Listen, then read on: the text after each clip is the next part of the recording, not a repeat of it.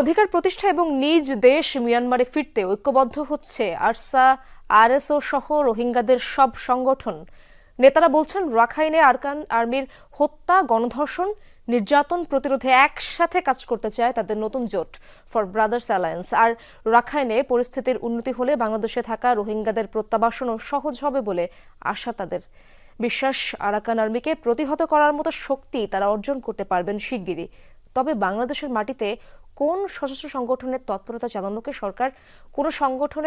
তৎপরতা চালানোকে সরকার প্রশ্রয় দেবে না বলে আবারও স্পষ্ট করেছে armed police battalion APBN. Mahfuz মিশুর রিপোর্টে বিস্তারিত দেখব, সাথে ছিলেন এহসান আল কুতুবী।